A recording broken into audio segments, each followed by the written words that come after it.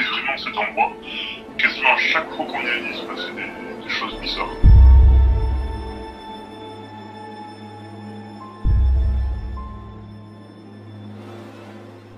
L'exploration urbaine nous emmène à rentrer dans des lieux qui sans nous seraient tombés dans l'oubli. Ces endroits recèlent tous des histoires que nous faisons remonter à la surface, comme des bouteilles à la mer. Mais parfois, certaines de ces histoires ne sont pas celles que l'on aurait imaginées, et peut-être même que certaines d'entre elles auraient mieux fait de rester dans l'ombre. Alors avant de vous emmener découvrir la vie de cette ancienne famille de meuniers, qui semblait à première vue parfaitement paisible, je vous recommande d'être attentif, car malgré les apparences, il se pourrait bien que ce lieu cache en réalité quelque chose d'inattendu. Et en fait, il y a le robinet qui vient de s'activer, tout seul, et qui tourne la goutte. Bienvenue à tous chers explorateurs dans cette nouvelle vidéo. Je me trouve en plein milieu de la campagne française et vous le voyez derrière moi, il y a un vieux manoir abandonné depuis des années. Et ce manoir, ce n'est pas n'importe quoi puisqu'il appartenait à une famille de meuniers, c'est-à-dire qu'il possédait un moulin qui se trouve juste ici en face de moi. Vous allez le voir, ce lieu il est vraiment rempli de souvenirs. On marche vraiment dans les empreintes de ses anciens habitants et surtout on fait un voyage dans le temps à une époque où les campagnes étaient encore pleines de gens avant que l'exode rural ne commence véritablement. Mais avant d'entrer dans ce manoir, n'oubliez surtout pas l'abonnement et d'activer la cloche juste en dessous de la vidéo et de mettre un commentaire pour toute question, tout commentaire. J'essaie de répondre à tout le monde et à chaque fois ça me fait vraiment plaisir de vous lire. Et rejoignez-moi également sur Instagram, quentin.fennew, vous pourrez y retrouver toutes mes photos, mais également me suivre presque en direct lors de mes expéditions. En attendant, je crois que j'ai assez parlé et je pense qu'il vous tarde de découvrir ce lieu. C'est parti. Nous voici donc devant ce fantastique manoir avec ces arbres. Il y a vraiment une ambiance très particulière, j'aime beaucoup. Mais avant d'entrer à l'intérieur de ce manoir, parce que c'est là où je trouve qu'il y a les pièces les plus intéressantes personnellement, laissez-moi vous montrer d'abord les alentours. Dans les alentours, il y a évidemment cette grange qui est complètement envahie par la végétation, mais surtout ce gros bâtiment. Et comme je vous l'ai dit, ici vivait une famille de meuniers. Et bien ce bâtiment, c'est tout simplement l'ancien moulin et vous allez le voir, il y reste tout à l'intérieur.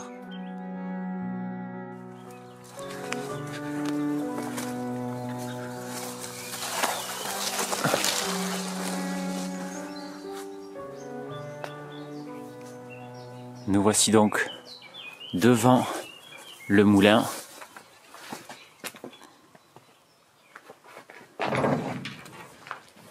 Et à l'intérieur, on voit déjà qu'il y a vraiment beaucoup de bazar. On était probablement sur un ancien atelier, on voit beaucoup de chaises, des anciens meubles, peut-être voilà, pour réparer tout simplement du mobilier, ou alors tout simplement pour servir de débarras. Mais c'est pas la partie qui est intéressante, la véritable partie historique se trouve ici, juste derrière cette porte. Préparez-vous car je n'ai jamais vu ça dans aucun lieu abandonné. Regardez ça. On a un moulin, tout simplement, complètement en état, avec absolument tout. On a tous les mécanismes. Alors, malheureusement, et c'est dommage, le sol est beaucoup trop endommagé et je ne peux pas me permettre d'aller vous montrer de plus près ce moulin, les mécanismes, comment ça fonctionnait. Mais juste de le voir, c'est hallucinant de se dire qu'il n'a absolument pas été dégradé. Mais pour apprécier un moulin, il faut également le voir de l'extérieur et c'est pour ça que je vous ai amené ici. Regardez ça. Alors il était vraiment imposant, hein, mais ce qu'il faut se dire c'est que toute la partie supérieure c'est en fait une habitation. Je vais vous emmener juste après. Et je voulais vous faire profiter de cette ambiance extérieure qui est juste hors du temps. On n'entend rien à part le chant des oiseaux. Et donc comme je viens de vous le dire, au-dessus de ce moulin, il y a donc une autre habitation. Et on va rentrer à l'intérieur. Comme vous allez le voir, cette maison elle est beaucoup plus modeste et beaucoup plus abîmée que le manoir qu'il y a juste à côté. Et donc je présume que viviez ici tout simplement des ouvriers employés par la famille qui détenait le manoir d'à côté. Vous allez le voir, la maison est vraiment en état de délabrement total.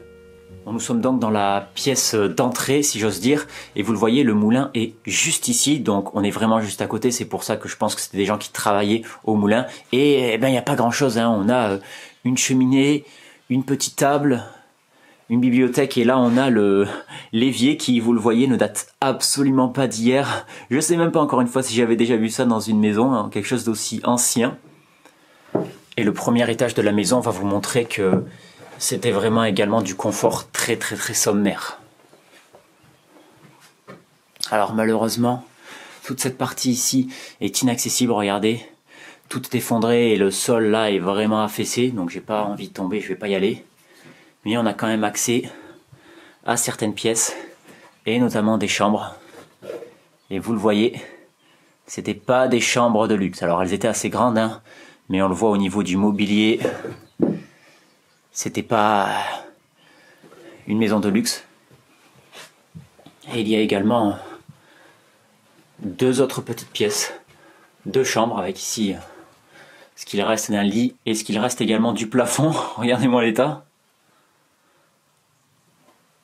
Et une nouvelle chambre ici aussi avec un lit cette fois-ci qui est complet, mais vous le voyez ici, la pièce est vraiment minuscule, hein. Il y a juste un lit et un petit meuble et c'est tout.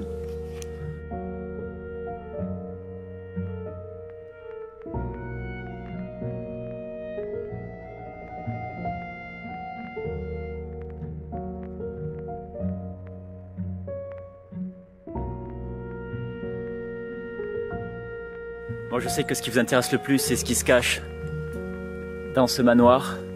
Eh bien on y va de ce pas, c'est parti, suivez-moi. Allez, on va maintenant entrer dans ce manoir.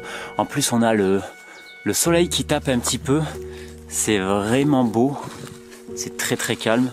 Vous le voyez, le lieu est grand ouvert. Malheureusement ça a laissé évidemment entrer les pilleurs et les casseurs, mais le lieu est quand même assez bien conservé. J'adore cette entrée avec les 2 buissons qui couvrent quasiment tout le mur.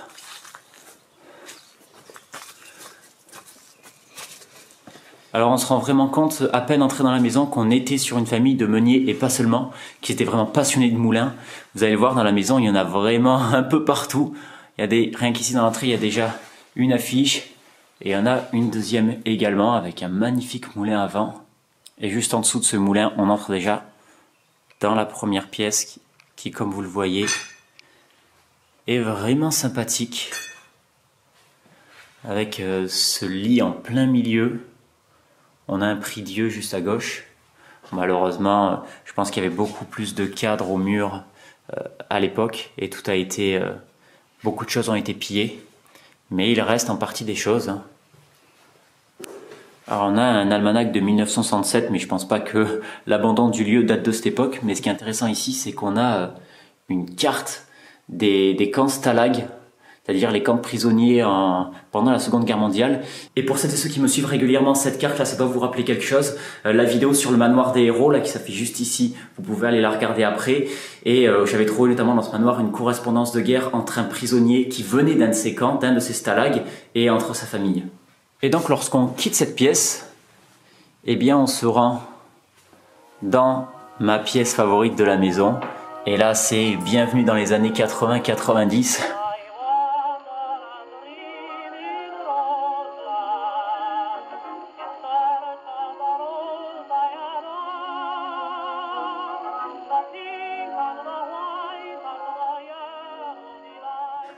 Avec cette tapisserie et surtout cette grosse télé, en plus posée sur un ancien meuble de machine à coudre Singer.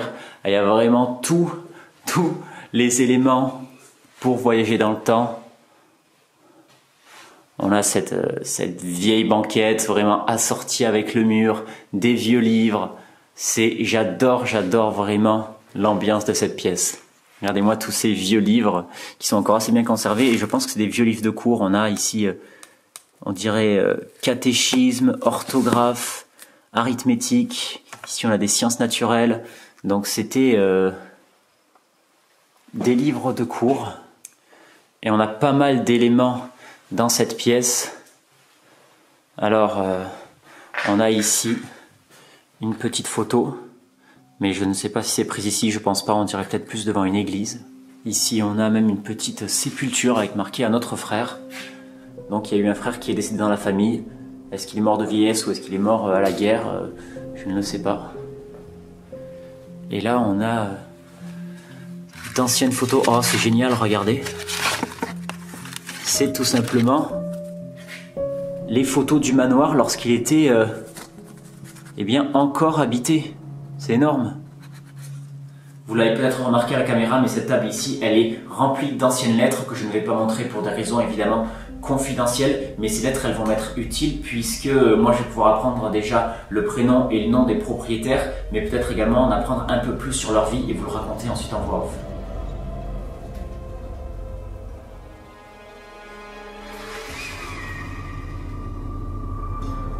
Alors, j'étais en train de tourner des plans de coupe et alors je sais pas si ça longtemps la caméra, mais il y a eu un bruit juste ici et en fait il y a le robinet qui vient de s'activer tout seul et qui tombe là goutte à goutte. J'ai un collègue mais qui est dehors, qui n'est pas dans la maison. Voilà, c'est tout à fait rassurant, surtout que je ne pense pas qu'il y ait l'eau courante vu l'époque d'abandon. Je vais vous emmener voir ça. Hein. Je mens pas. Allez, la mise au point. Qui ne veut pas se mettre. Regardez ça. Alors c'était pas activé hein, quand je suis arrivé, ou en tout cas je l'ai pas entendu. Et bon, ben, vous le voyez. On va tester au cas où, mais bon, il n'y a pas d'eau courante. Hein, donc je ne sais pas. Est-ce que ça peut arriver naturellement J'avais jamais vu en tout cas. Bon, c'est un peu étrange, c'est la première fois que ça m'arrive. Bon, bah, du coup, je vais quitter cette pièce. De toute façon, je vous avais montré tout ce qu'il y avait d'intéressant, je pense, à l'intérieur. Et puis, on va monter aux étages. Juste avant de monter à l'étage, on a du coup ces deux pièces-là. Alors, la cuisine que vous avez entreaperçue et où eh bien, le robinet s'est mis à goûter un peu tout seul. Et qui n'est pas forcément intéressante. Et on a également cette pièce ici qui sert, on dirait, de petit débarras, petite cuisine. Et bon, il y a beaucoup de bazar. Je sais pas si on va trouver des choses intéressantes dedans. Oh là là, regardez ici, il y a des... c'est atroce.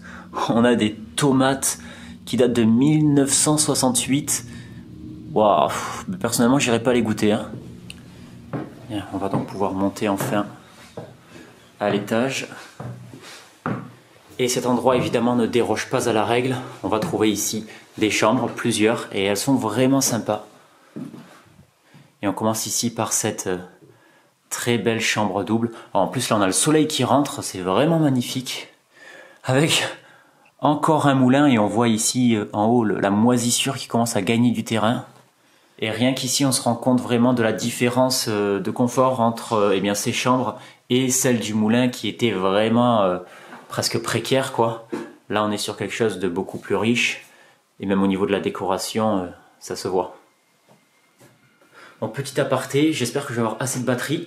J'ai dû redescendre pour la changer et c'est déjà la deuxième fois que je dois la changer depuis que je suis dans la maison et normalement ça me dure toute une journée voire plus. C'est la première fois que ça m'arrive, alors peut-être qu'effectivement les batteries commencent à être usées à force que je tourne et que je fasse des photos, mais quand même 2 batteries en une journée je trouve ça vraiment très bizarre, pourtant il ne fait pas si froid que ça.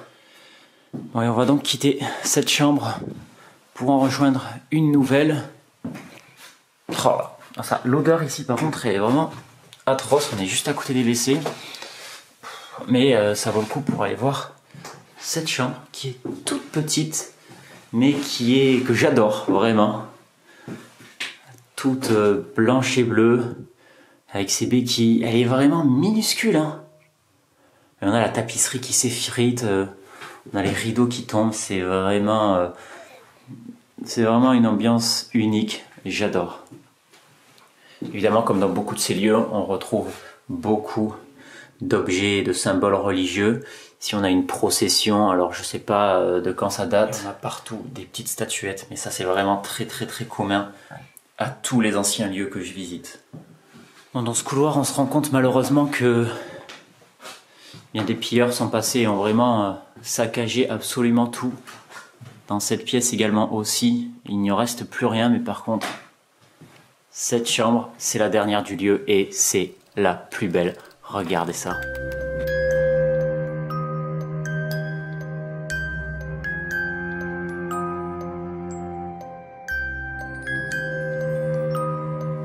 Tout est en place comme lors de son abandon. C'est vraiment génial. Alors, ce qu'il a sauvé, c'est peut-être qu'il y a pas si longtemps, il y avait probablement un nid de frelons, je suppose. Regardez ça. Et qui devait être au niveau de la fenêtre. Et donc ça a peut-être dû empêcher des gens d'aller dans cette pièce et de tout piller. Alors c'est qu'une supposition, hein. Et on a sur les tables beaucoup de documents personnels. On a ici un homme, peut-être, je sais pas, le mari. Ici également, peut-être des fils. On a évidemment l'immanquable et juste à côté, voilà, impossible de dire l'époque. Je suis pas assez bon en tenue, mais ça ressemble clairement à une tenue militaire. On a marqué 153. Je pense pour moi que c'est une tenue de l'armée, mais je ne saurais pas dire de quelle époque, malheureusement. Si des gens s'y connaissent dans les commentaires, dites-le moi. Sur cette table également, on a beaucoup de photos. Probablement l'un des anciens propriétaires, l'un des derniers. On a également ici une autre photo. Alors là, par contre, la coiffure, ça a l'air vraiment très ancien. Donc c'est peut-être la dame qu'on a vue en photo juste en bas, lors de sa jeunesse. On a vraiment des photos partout. Ici, on dirait des anciens tableaux. On a là une infirmière. Alors, est-ce qu'elle était... la propriétaire était infirmière. Et il reste une photo ici, je l'avais pas vue. Qu'est-ce que c'est? Ah ouais, regardez. J'avais dit qu'il y en avait un dans l'armée. Je pense que ça doit être peut-être le même. Alors, encore une fois, si des gens reconnaissent des éléments de la photo, hein, dites-le en commentaire. Et j'épinglerai les commentaires pour que tout le monde puisse le voir. Il y a eu un bruit juste derrière moi. Je sais pas ce que c'est. Alors là, je pense que vous l'avez entendu. Alors je retourne. Pour le coup, j'ai vraiment le cœur qui bat à 100 à l'heure. Ça m'était, je crois, jamais arrivé. Je suis tout seul. Hein. Je crois qu'il y a mon collègue qui est en bas, ou alors il a dû sortir parce qu'il a dû terminer ses photos. Vous l'avez vu, ça s'est vraiment passé en direct. Bon, de toute façon, je crois que j'avais terminé la visite. Il me reste des plans de drone à faire. Je sais pas ce qui a bougé. Je sais pas, je vois pas ce qui a pu bouger derrière moi. Les armoires sont fermées, je ne sais pas. Mais je pense que vous l'avez entendu à la caméra. Ou alors j'ai rêvé, j'ai halluciné. La fatigue. Mais du coup, ce que je disais donc, ce que je vais faire, c'est que je vais essayer de récolter un maximum d'informations sur les anciens habitants. Et puis, je vais essayer de vous expliquer tout ça, soit en voix off, soit en rentrant chez moi. Parce que j'ai peut-être une petite idée derrière la tête. Allez. À peine rentré chez moi, je me suis donc mis en quête de réponses. Rarement un lieu m'avait autant surpris et j'étais très curieux d'en savoir plus. Grâce au nom et au prénom trouvés sur place dans les lettres, j'ai réussi après de longues recherches à trouver quelques informations, entre autres le nom de potentiels héritiers, mais surtout des articles de journaux parlant d'un drame terrible. Je ne veux malheureusement pas trop vous en dire, pour protéger au maximum le lieu, mais également pour respecter la mémoire des victimes. Cependant, les indices restaient assez vagues, alors pour en apprendre le maximum, j'ai décidé de contacter quelqu'un que j'ai identifié comme un héritier direct des propriétaires, aujourd'hui médecin, en me faisant passer pour un étudiant réalisant un projet d'études historiques.